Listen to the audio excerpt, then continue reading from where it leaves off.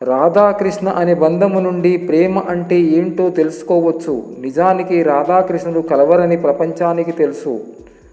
కానీ రాధా వేరు, కృష్ణుడు వేరు కాదు. రెండు శరీరాలు కనిపించే ఒకే ఆత్మ రాధాకృష్ణులు.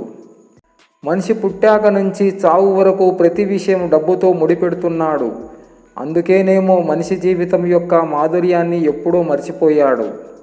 పనికిరాని వస్తువులు ఇంటికి బరువు, పనికిమాలిన ఆలోచన మనసుకు బరువు, పరుల సొమ్ము ఆశించేవాడు భూమికి బరువు. ధైర్యం అన్నదే అసలైన సంపద. ధైర్యం కోల్పోతే అన్నీ కోల్పోతాం. పరిస్థితులు ఎంత కఠినంగా ఉన్నా సరే మనలా ఉండటమే అసలైన ధైర్యం. బంధం కంటే బలమైనది ఏదీ లేదు ఈ లోకంలో. విచిత్రం ఏమిటంటే మనిషిని బలహీనపరిచేది కూడా బంధమే. చేసే మంచి పనులైనా చెడు పనులైనా నీడలా మనల్ని వెంటాడుతూనే ఉంటాయి. మనం మాట్లాడే మాటలు ఇతరులను ఎంత బాధ పెడతాయో ఒక్కసారి ఆలోచించాలి. ఎప్పుడూ ఇతరులను కించపరచడం చేయకూడదు. ఎవరి ఆలోచనలు వాళ్ళవి, ఎవరి స్థాయి వాళ్ళకి ఉంటుంది.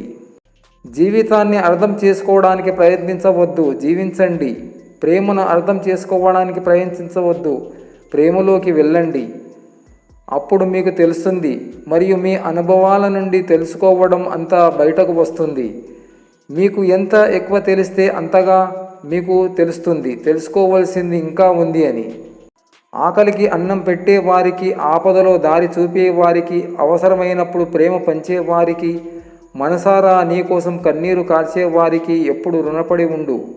అది నీకు 1000 జన్మల పుణ్యాన్ని ప్రసాదిస్తుంది. ధనం ముందు దూరమైపోతున్న బంధాలు, పచ్చనోటు ముందు గుడ్డిదైపోతుంది గుణం, ఆస్తుల ముందు ఆవిరైపోతున్నాయి ఆప్యాయతలు. నేటి మన ప్రవర్తనలే రేపు మన పిల్లలకు అస్త్రాలుగా మారిపోతున్నాయి. గాయపరిచిందని గతాన్ని, కలిసి రావట్లేదని కాలాన్ని నిందించరాదు. ప్రతి నదికి ఒక మలుపులా, ప్రతి జీవికి గెలుపు రాసిపెట్టి ఉంటుంది.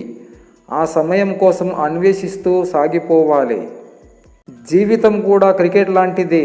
చుట్టూ మనవాళ్లే కానీ ఎప్పుడు అవుట్ చేద్దామా అని ఎదురు చూస్తారు. కనుక చిక్కకుండా ఆడటమే జీవితం. విజయం అనేది ఎన్నడూ అకస్మాత్తుగా రాదు.